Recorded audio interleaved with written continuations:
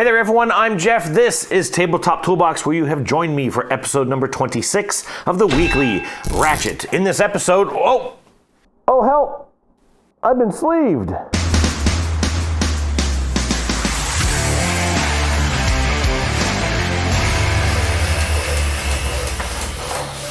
At this point in the filming, I'm hoping that editing doesn't take too long. Hey there, folks.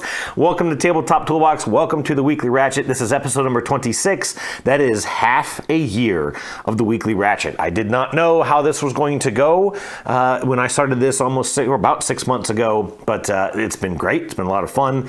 And I thank all of you for joining me here. I've got a unique episode here today. First of all, there are no new games. I haven't gotten anything in this week. Now, Gen Con was this past week. My good friends Katie and Greg Barley at the Meeple Society were there. And I'm not jealous. Not at all. I mean, I'm kind of not jealous because I know how crazy and hectic and crowded that place can get. I also know how expensive that town can get, and even with Katie and Greg helping me last year with a place to stay, which saved an unimaginable amount of money, and I'm very thankful. I still know how much everything else spent. I paid them about $65 for some games that they got me while they were there. I'll, of course, talk about those in a few weeks when I get my hands on them. And that is a 20th of what I paid last year, just in games. So anyways, that was Gen Con. I haven't gotten anything yet. I'll have some stuff coming here fairly soon, and we will obviously cover those then. So I'm going to go ahead and jump us straight to question of the week.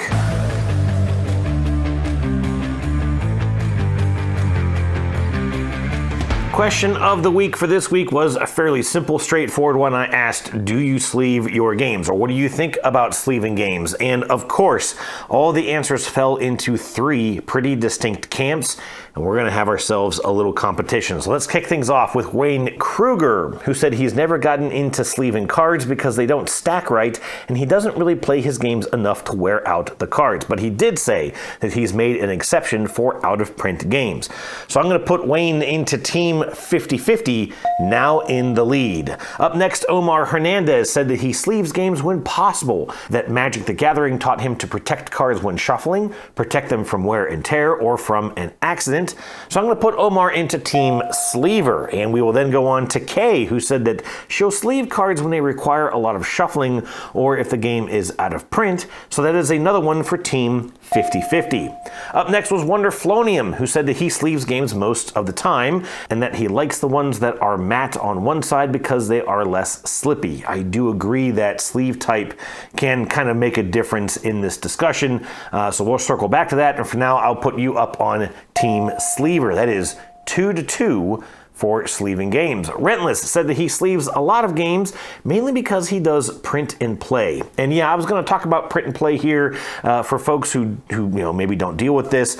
What a lot of folks will do when they're making a print and play game, even if it's like a prototype game, is they'll take a regular playing card, Ace of Spades, whatever, and put it in a sleeve, and then they'll print the front and back card art of whatever they're working on, and then you put those pieces of paper down in, sort of sandwiching that card in between, and that way you get that rigid structure of a card, but you can shuffle them as they're sleeved and they'll look like the cards of whatever you're trying to make. So I'm going to add you into sleeving, Rentless, making it 3-2. All right, Jeremy Brooks said that he's only sleeved a few games, that it depends on how likely the game is to get played. So that's another one for 50-50, tying things up. Up next, we have Matt Ball, who said that he's fairly against sleeving cards, that they don't feel as nice and makes the cards a little too thick. That gives us our first entrant into team No Thanks. Yeah, I workshopped that title. Maybe not enough, but that's fine. Mark from Australia said that he's pretty much against sleeving, but can see the value of them if you loan games out or you play them very often. He said his only exception is when he has printed some solo components for games, again, print and play stuff. That makes another entrant to team No Thanks, because you kind of have to sleeve that homemade stuff. I don't count that as a rule, That makes us 3 for sleeving, 3 for maybe, 2 for no thanks. Board Games Vibes says they sleeve all their cards as they've had a lot of close calls from food and drink and have even had to replace a few games that had dirty or damaged cards. That puts Team Sleevers back in the win, 4-3 to 2. Teshera said that he doesn't sleeve cards and even learned a way to shuffle cards from this video that I will actually share here for you. This is the shuffle I like to do when I'm playing card games. Right there. That's to maybe do one more. So, really minimal bit. I appreciate you sharing that, Teshera. I thought that was a pretty neat video. I'm actually going to work on trying to learn that myself. I actually like that because it kind of looks like it has a little magician flair to it, right? It kind of has that look of a trained hand of someone who does card magic, and I've always wanted to be able to kind of work that into my games. I would love to be able to do the hidden card reveal, although that actually does a lot of damage to a card, as I have kind of looked into it, but I thought it'd be so cool if you were playing a game and going, man, I wish I had this card for the win. Anyways, thanks for sharing that, and I'm going to try and check that out. That is one more for Team No Thanks. Penny said that she doesn't sleeve her games as she only plays with a few family members. She suggested, however, that if she ever joined some game groups, she might reconsider. So for now, that's another one for Team No Thanks, tying things up a little bit more. We've got 4-3 to 4. Slacker Joe said that sleeving is mandatory in games with lots of shuffling like trick takers or card shedders. Now, I'm not sure that I agree with that mandatory statement, as we just saw a way to shuffle cards that doesn't really damage them. However, I will let you put Team Sleevers back in the lead. R. Bulky, a first-time poster, said they've never sleeved a game, considering the added cost of the sleeves themselves, and figures that if the cards ever got too bad, he would just replace the game. Man, Team 50-50 is getting left in the dust as Team No Thanks ties things up again. Up next is Mary Beth Boyd, who said that they sleeve cards on a case-by-case basis, depending on the frequency of play, the frequency of shuffling, and the quality of the cards. And that's a really good point. I didn't really think about card quality, but I certainly have some games where there are pretty poor cards in the box, and so you kind of sleeve them just to protect them, especially if you have a lot of black ink that gets to the edges of the cards. Those tend to take the most abuse, or show that abuse the most, I would say. So that is Team 50-50 trying to regain some key ground here. But the last comment is from Derek, who said that the answer is, well, it depends. He prefers non-sleeved cards, but listed a lot of reasons we've already seen to support sleeving cards, adding one, though, preventing a tell of a card that could make a card recognizable from its backside. And I hadn't really considered that, though I would also tend to kind of think that, those sleeves, I think they're usually acrylic. They can scratch very easily. They can show some damage quite easily. And if you get a particular scratch across one of those sleeves, it could make it stand out quite clearly. And then, of course, if you replace that sleeve, well, then that brand new clear sleeve is going to stand out pretty clearly. So not sure about that. However, Derek did suddenly make this a three-way tie, leaving me with the key decision of picking a clear winner. So I take this role pretty seriously. However, I cannot think about sleeving cards and sleeving games without thinking about this video from the Dice Tower. This was from Dice Tower West last year, where they discussed the top 10 or top 5 things that they are tired of, and Tom, being Tom, did his own mini top 10 as a number 1, and he said this. Number 6, sleevers. Look, sleeving games. Oh, you've divided the room, man. I don't mind if you sleeve your games, that's fine. But I'm tired of you screaming at publishers like, how dare you not include room for the dragon sleeves from this set. Let us leave. Listen, I don't want to sleeve. Just stop rooting for us. Oh, you don't sleeve your game? No, I have 7 children. All right, number 5.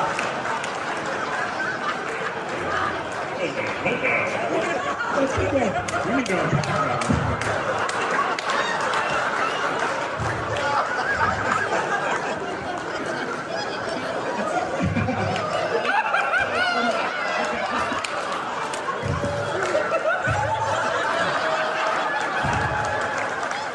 Good night, folks.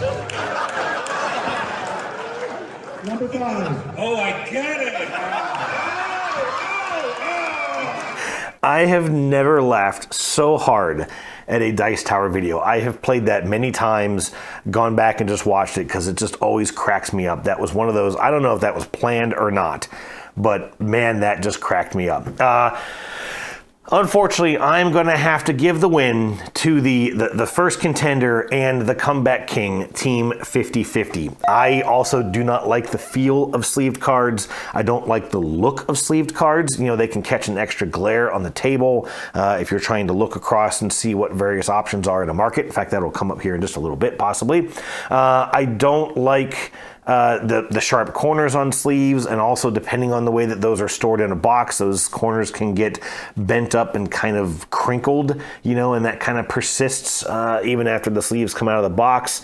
I don't like the way that they stack either, and I don't like the fact that they become very slippery, as it was mentioned earlier, especially because they kind of tend to make a tall deck of cards lean pretty hard because they're not perfectly flat, and so they'll kind of create this tilt to the deck. And of course, I like all of my cards to be oriented in the same direction. That's kind of one of my OCD pet peeves, and so that just amplifies that effect, right?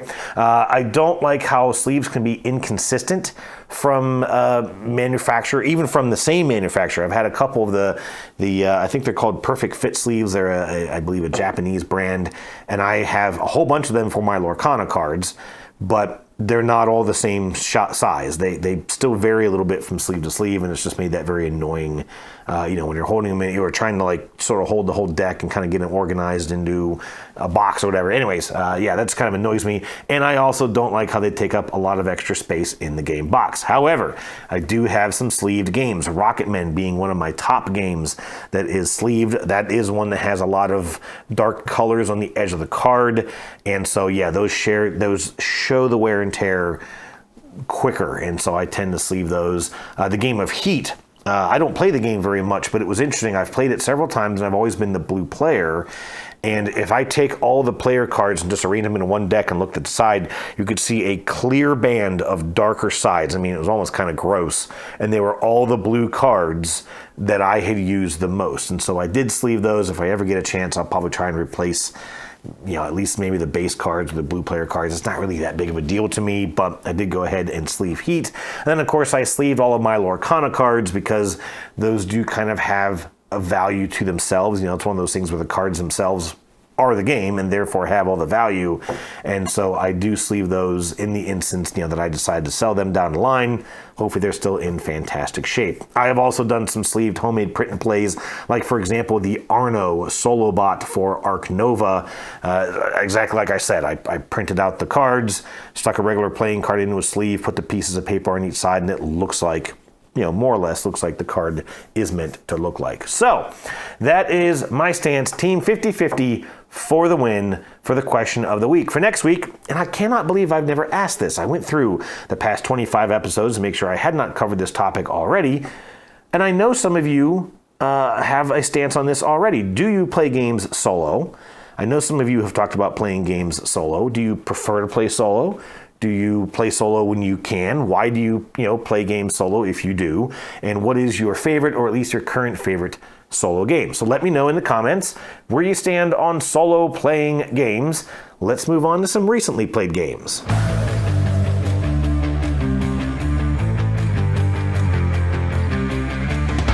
All right, as I mentioned last week, my good buddy Daniel has taken a break from playing games. I was afraid that was going to really dip into my playtime, and it only did just a little bit. I had some stuff going on this past week. I haven't gotten to play quite as much as I usually aim to. I took my daughter down to visit my her grandparents over the weekend, so there's a lot of driving involved. Anyways, I did get a couple of games in. The first one is Wormspan. I finally got to break out my copy of this game. I mentioned I played this at the Dice Tower East convention. I really enjoyed it, picked up a copy, and I taught it to my wife early last week, and we got in a play of this.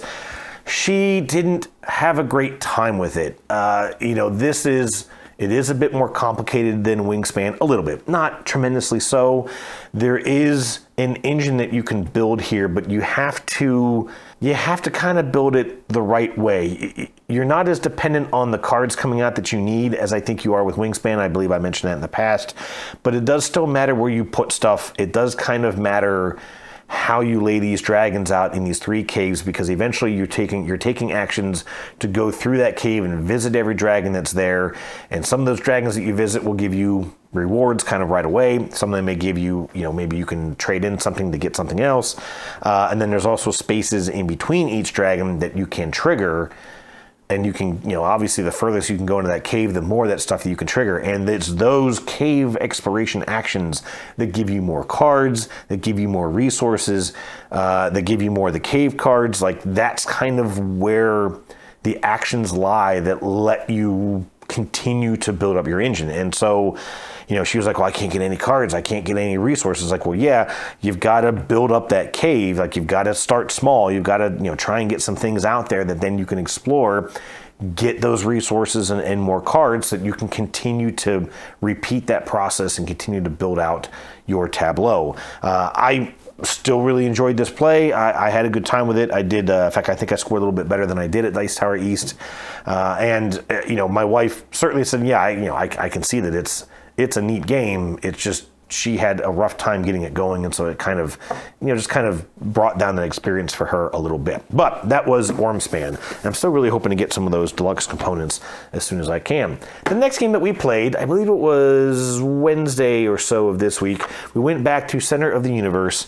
My wife had a really rough day at work, and she needed a drink. And so we went out and I grabbed Cockroach Poker out of the game room here. I bought this a while ago. I think just before I started doing the Ratchet, there was a game store that opened in Annapolis, Maryland called Third Eye Games. I went there and picked up a couple things, including a copy of Cockroach Poker. I believe this was a game that Shut Up and Sit Down did a very, positive review of. This is a very simple bluffing game where you've got 60-something cards in the box, I think 64, and there's 8 different card types of just various bugs or critters. There's a toad, there's a cockroach, there's a scorpion, whatever. And you just have a bunch of cards in your hand, and all you do is on your turn, you pick a card, you slide it to any opponent, and you say, this is a toad, this is a scorpion. They then can either decide if they want to call you on a bluff or agree with you, and then they look at the card, and if they are right, they give the card back to you. If they are wrong, they have to keep the card in front of them. They never add those cards. You never add cards back in your hand. Or they can decide, I don't even want this card, I don't want to deal with this. They then get to look at it, and they play that same game to another opponent. They say, this is a toad, but it could be a bat. And again, if that player says, I think you're lying, and they are lying, then that person has to take the card back. But if they say, I think you're telling the truth, and they're lying, then that last player has to keep that card out in front of them. And they can kind of keep going until at least every player at the table has seen the card. I wasn't quite sure how this was going to go. I played with my wife and daughter. My daughter, again, is 11 and a half years old. I wasn't quite sure how that bluffing and lying thing was going to work for her. And at first it didn't, because a lot of times she would take the card. She goes, well, this is a bat. And it's like, bullshit. No, it's not. And so we had to kind of teach her very quickly, like, you need to figure out what you're going to say before you say it.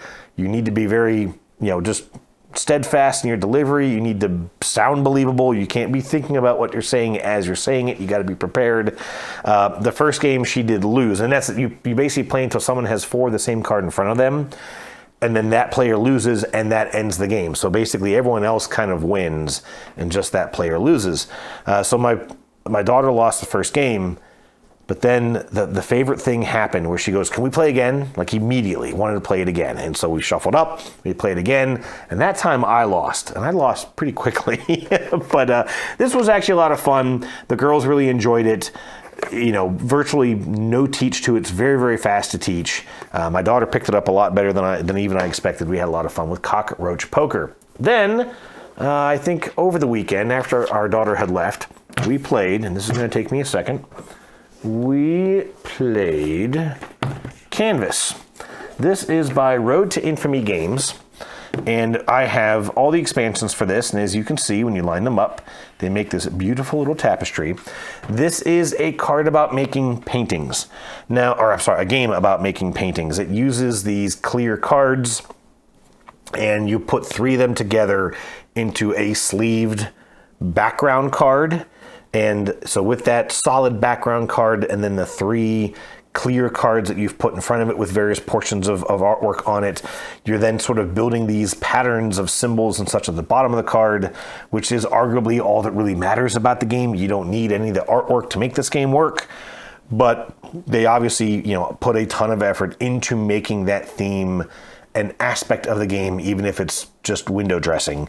But the one thing that this does, and I don't know if there's a name for this mechanic, but it is the idea where there's a market of cards and the leftmost card is free, but then every card to the right of it has an added cost to it. And in this case, it's these painter palettes that are called inspiration tokens. And so if you want the second card, you have to pay 1 inspiration token on the leftmost card to take the second card. If you want the fourth card, you have to pay inspiration tokens on the left 3 cards, except for that with the second expansion, it adds 2 rows of a market. And if you want the third card in the bottom row, you have to put inspiration on all the cards in both rows to the left of the card that you want, which makes it very, very expensive.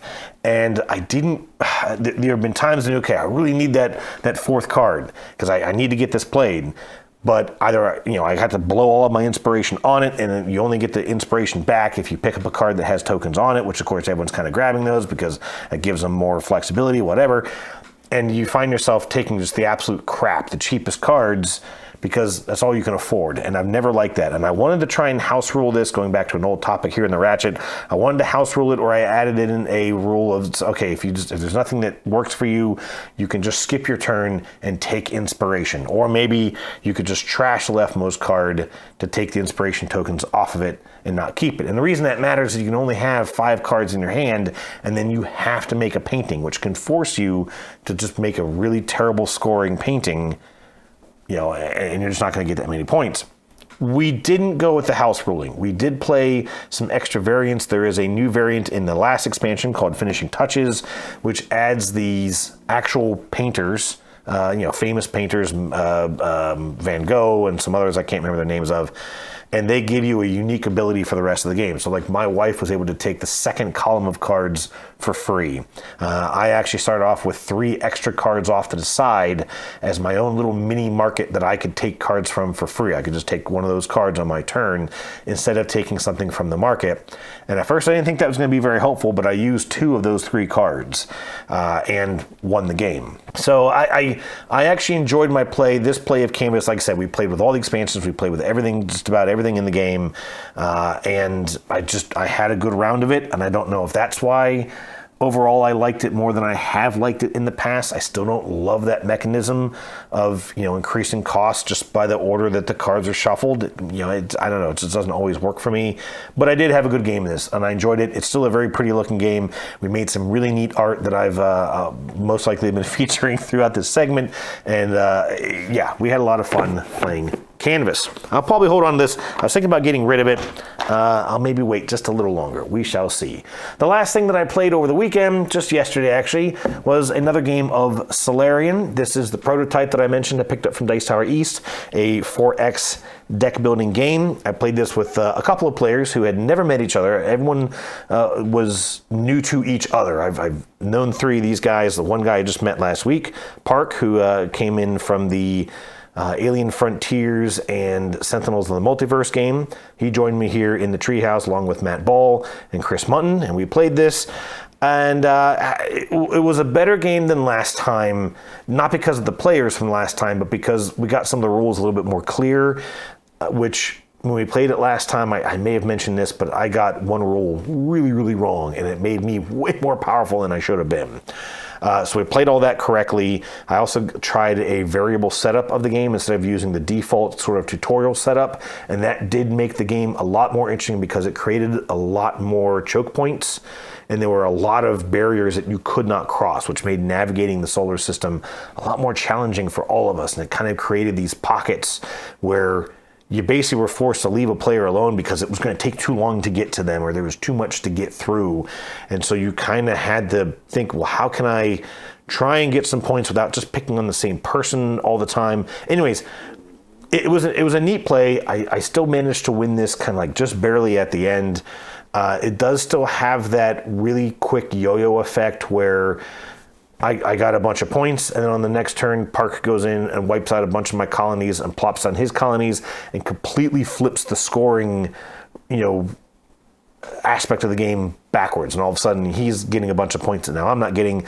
And with him being the last player of the game, he basically, in his last turn, stole 6 or more points from me, getting them himself, and there was nothing that I could do because the game was over at that point. There was nothing I could do to protect myself against it. There was nothing I could do to kind of like, either prevent that or reduce the effect of it, anything like that. And that kind of, a couple players are like, yeah, I don't really know that I like that. But anyways, I still think this game has an audience out there. I do think they could use some better table presence with some of the components and some of the cards. The board itself looks great, no problems with that, but I'm a little worried about just how it is going to present itself as a Kickstarter campaign. And I'm going to make sure they know that, but of course it's their decision to do what they wish with it, and I can understand that. But I think it will do okay. I just think that if they can improve some of those components and some of that card art, it will probably do quite well. And we shall see. That's Solarium. That is a recently played games. But what do you say?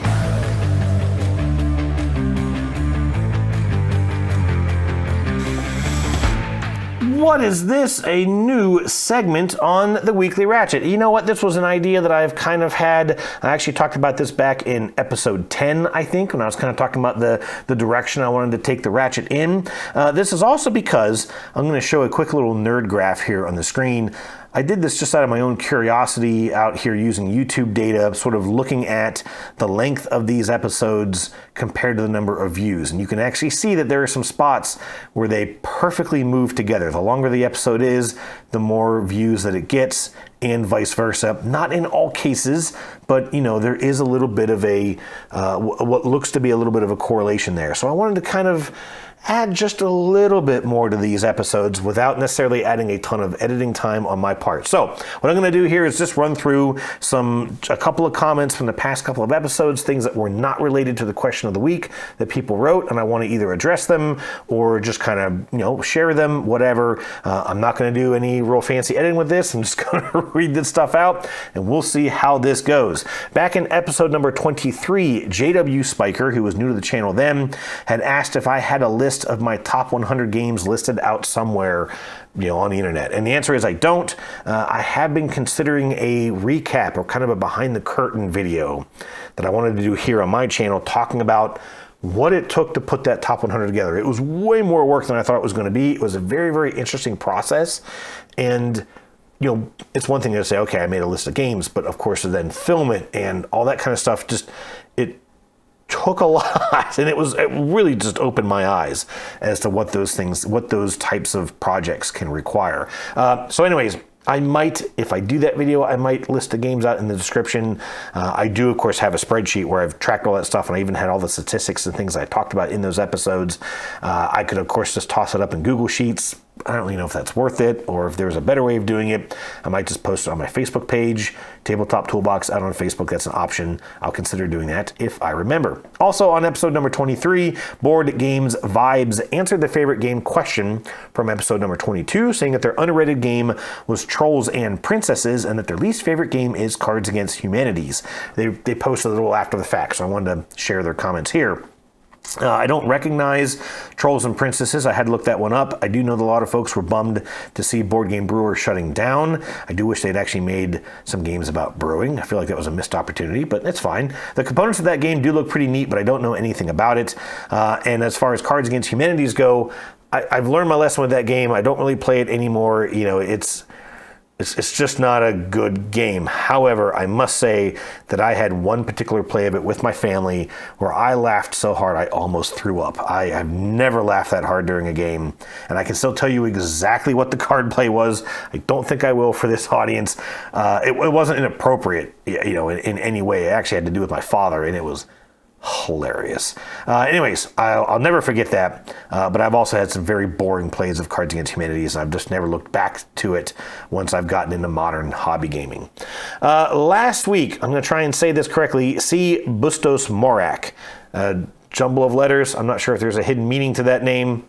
Don't know, but they're a first-time poster. And they said, thanks for the review of Nebula, and that I pronounced the designers' names quite well. Well, thank you for that.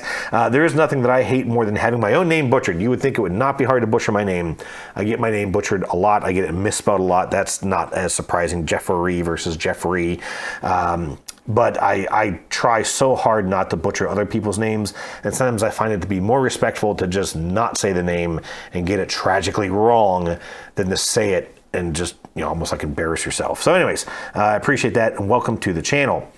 JW Spiker also said in the last episode that they enjoyed the Alien Frontiers game because they like dice workers and dice worker placement. And I don't know, I tried to explain this after that playthrough, and I don't really think I got my point across, but I have always felt that dice placement games were a cop-out, right? Well, it's a worker placement game, but we're too lazy to make worker meeples or make the workers connected to the theme somehow, so we're just gonna use dice. It's easy, I'd much rather have a worker, something that either looks like a person, or in this case that was spaceships. I'd much rather have something that looks like a spaceship, and then have a way on my own board to track the ability of those workers, kind of like the new Dinogenics game is doing, where you can actually improve the specific slot that a worker is in, and then when you put that worker out, they get an extra ability. You could easily replace those components, continue to upgrade. There's also, of course, games that you can actually pop things off your workers and upgrade the workers themselves. A couple of games have done that, including with dice, like Dice Forge. But other than that, I find okay, I have workers, but I don't even know what they're capable of. I got to roll the dice and see what they can even do. Oh, crap, I don't need any of this in this turn. I can't do the thing I'm really trying to do. I'm trying to race someone to get to something, and I just had a bad roll. Usually when I see dice placement, I'm out. For the most part, I'm out. But I do know that there was a custom dice rocket, basically almost like you kind of rolled these things, and it was a 6-sided rolling die in the shape of a spaceship. So, that's kind of nice. I don't know. I think about Apiary, which has those B dice, but if I remember, you don't actually roll them. You rotate them to their side as they upgrade, and I'd be okay with that too. One of the T games from Board and Dice did that. Anyways, I don't know if I got my point across that time either, but it's fine. Kitty Ninja 18, another first-time poster, commented last week that they found my meetup group and then came here to find the channel and can't wait to play a game together. So let me talk about this really, really quick. I started a meetup group, and I believe it's called Gaming at the Ashland Treehouse. I think I was going to call it Gaming with Tabletop Toolbox, but I didn't. I wanted to kind of make sure I had the town name in there. Ashland, Virginia is kind of out in the sticks. It's a very small little town, a couple of traffic lights, a decent population, a lot of people here, and of course the proximity to Richmond and to DC makes it a stopping point for a lot of folks either traveling, or a lot of folks will live here who then travel to DC. Our neighbor, their son travels to DC every week. And then, of course, I travel into Richmond for work as well. So anyways, I started a meetup group to try and find some new gamers. This is, a follow-up to Daniel kind of quitting gaming.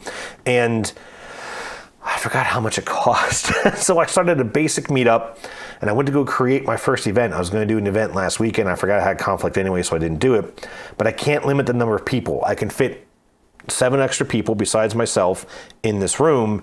Any more than that, there's no central post in the garage below, and I don't want a few £1,000 of people in board games come crashing down onto $50,000 worth of cars. No offense. So I've tried to limit the number of people who come to these meetups, and you can't do that with the basic meetup membership. You have to have a standard membership, which is $180 for 6 months.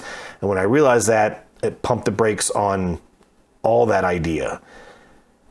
But in the week or so since I created that meetup, I've had 30 people join, and it says they're all nearby. It says most of them are in my age group, and they all have interests of tabletop gaming and board games and such. And I was like, crap, I'm going to have to pay that money and upgrade the meetup so I can start chatting with people, I can interact with people, I'm going to create events, going to be able to set a limit to how many people. I'm going to try and do a mixer actually here in just about 2 weeks. So not this coming weekend, the 10th and 11th, but that'll be the following weekend, 17th and 18th. And one of those days, I'm going to do a meetup group here in the Ashland Treehouse.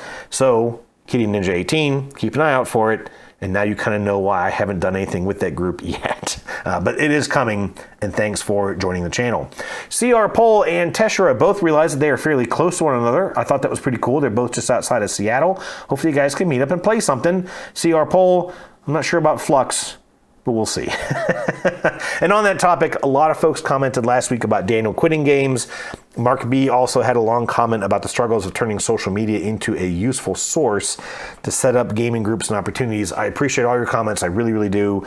I've been keeping in touch with Daniel, and actually we're meeting up, I think, tomorrow. His wife and the two of us are going to get together for some drinks. So, we're still buddies, and I'm really, really, really thankful for that. So, with the meetup and other things I'm trying to do, I'm going to try and keep this train moving, trying to get some games played, obviously.